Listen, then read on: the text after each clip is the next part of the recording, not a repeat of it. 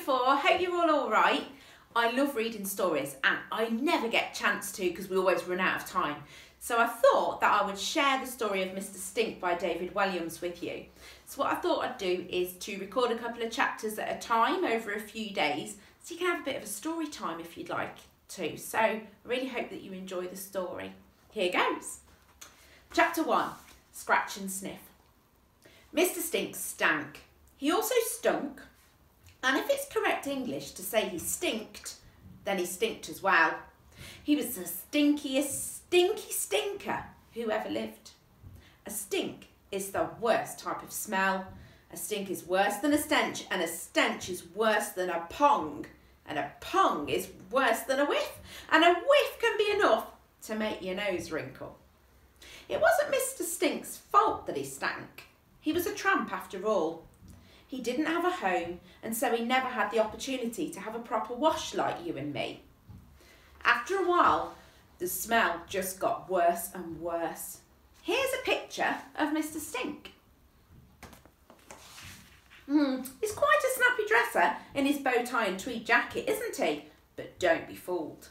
The illustration doesn't do justice to the smell. This could be a scratch and sniff book, but the smell would be so bad you'd have to put it in the bin and then bury the bin very deep underground.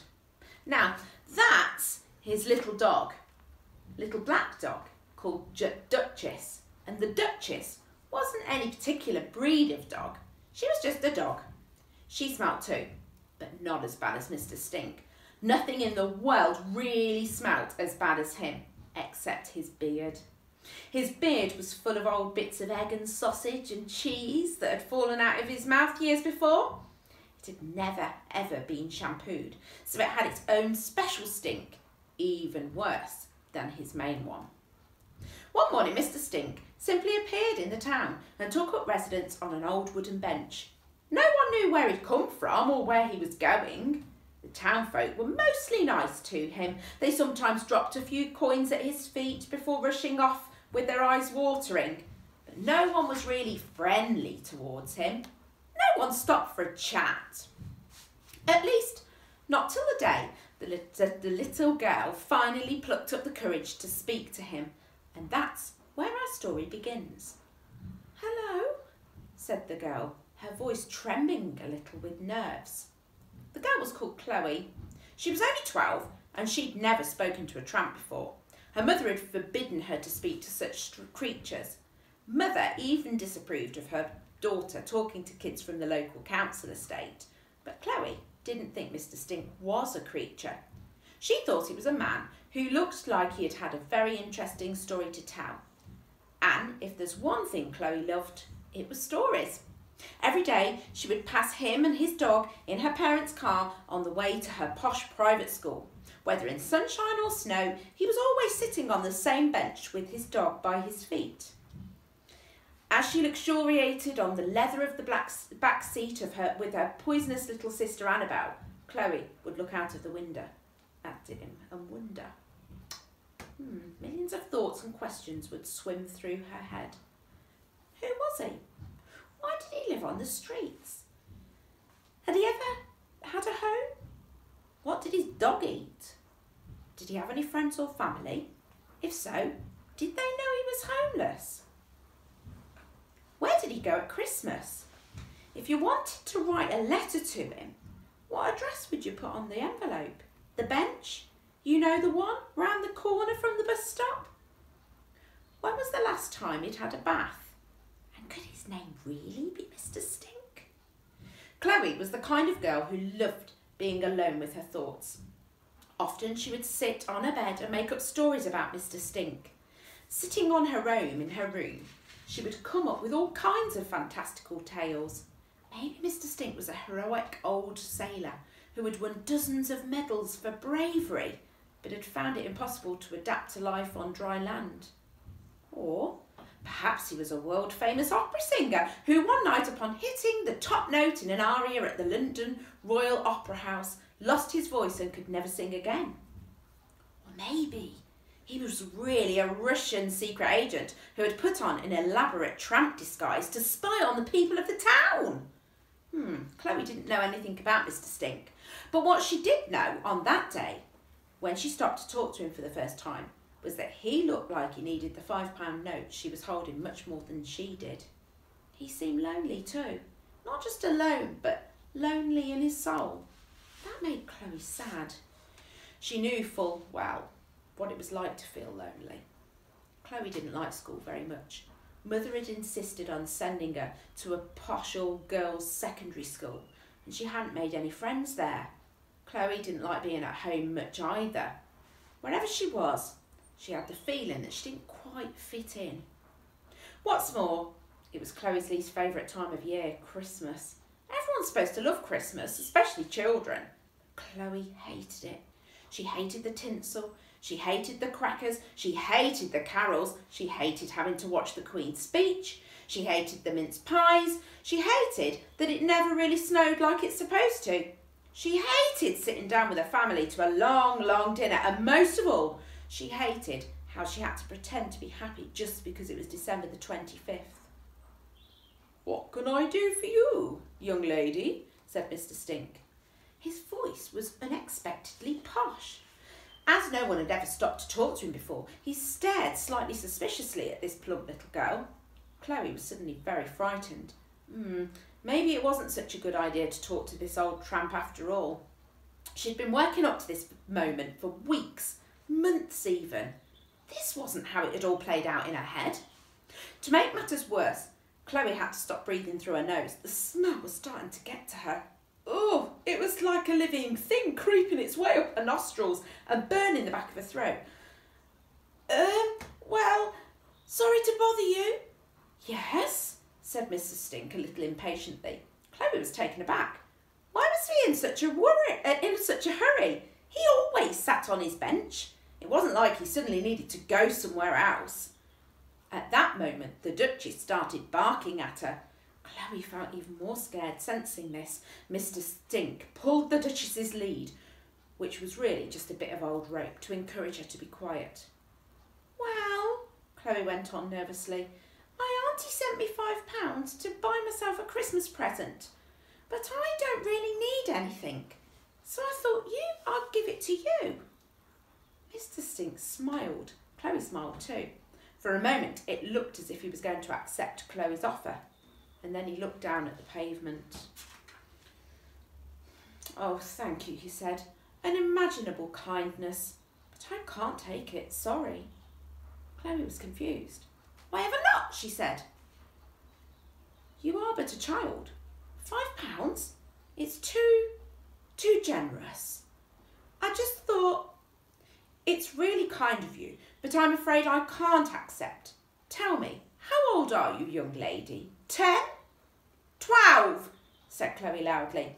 She was a little short for her age, but liked to think she was grown up in lots of other ways.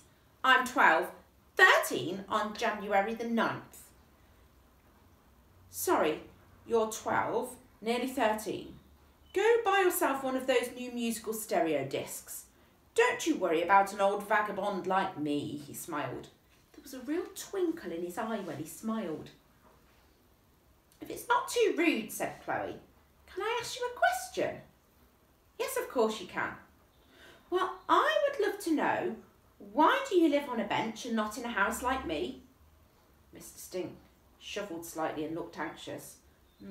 It's a long story, my dear, he said. Maybe I'll tell it you another day. Chloe was disappointed. She wasn't sure there would be another day. If her mother found out that she was even talking to this man, let alone offering him money, she would do her nut. Well, sorry for bothering you, said Chloe. Have a lovely day. As the words came out, she cringed. What a stupid thing to say.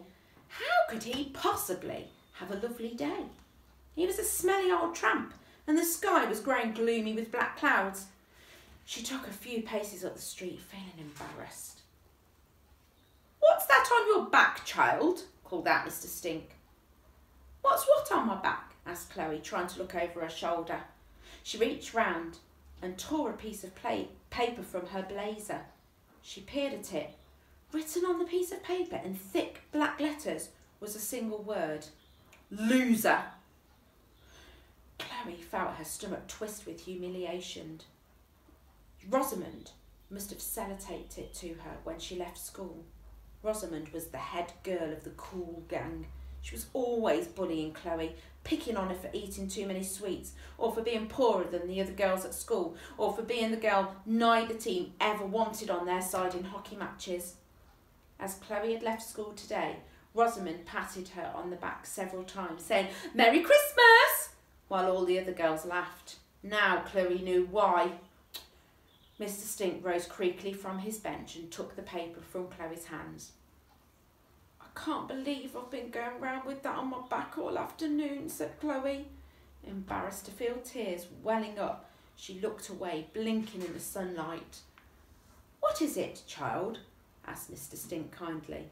Chloe sniffed. "Well, she said it's true, isn't it? I really am a loser." Mr. Stink bent down to look at her. "No," he said authoritatively. "You're not a loser. The real loser is the person who stuck it to you in the first place." Chloe tried to believe him, but she couldn't. For as long as she could remember, she'd felt like a loser. Maybe Rosamond and all the other girls in her gang were right. "There's only one place for this," said Mr. Stink. He screwed up the piece of paper and, like a professional cricketer, expertly bowled it into the bin. Chloe clocked this, and her imagination instantly started whirring. Had he once been captain of the England cricket team? Mr. Stink brushed his hands together. "Good riddance to bad rubbish," he said. "Thanks," murmured Chloe. "Not at all," said Mr. Stink. "You mustn't let bullies get you down." "I'll try," said Chloe. "Nice to meet you, Mr. she began. Everyone called him Mr. Stink, but she didn't know if he knew that. It felt rude to say it to his face. "Stink," he said. "They call me Mr. Stink." "Oh, nice to meet you, Mr. Stink. I'm Chloe." "Hello, Chloe," said Mr. Stink. "You know, Mr. Stink," said Chloe, "I still might go to the shops. Do you need anything like a bar of soap or something?" "Thank you, my dear," he replied, "but I have no use for soap.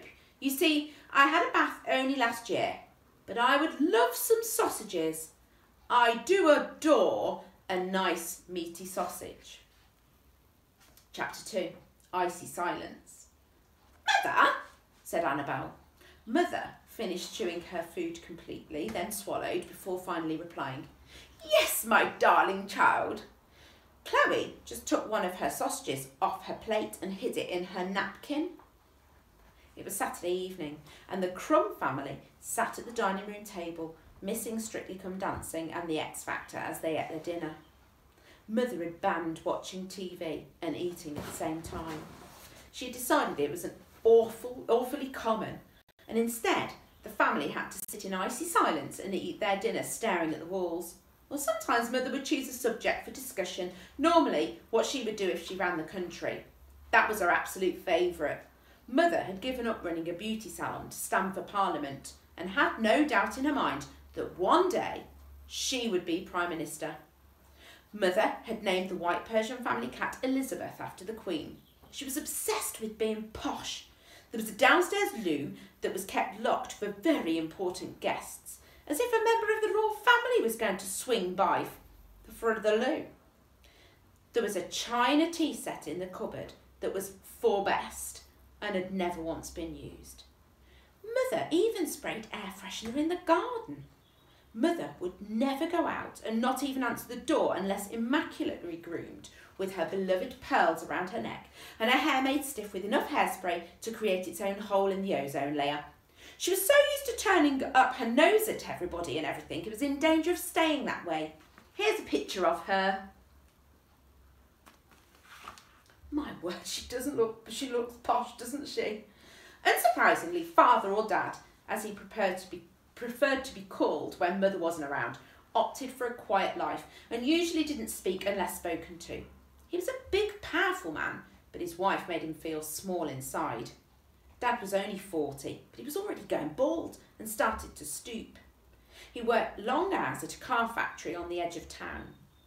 "Did you hide a sausage on your napkin, Chloe?" demanded Mother. "You're always trying to get me in trouble," snapped Chloe. This was true. Annabelle was 2 years younger than Chloe, and one of those children adults think are perfect, but other children don't because they're snotty little goody-goodies. Annabelle loved getting Chloe into trouble. She'd lie on a bed in her bright pink room upstairs and roll around crying, shouting, "Chloe, get off me! You're hurting me!" Even though Chloe was quietly writing away in her room next door. You could say that Annabelle was evil. She was certainly evil to her older sister. "Oh, sorry, Mother, it just slipped into my lap," said Chloe guiltily. Her plan had been to smuggle the sausage out for Mr. Stink.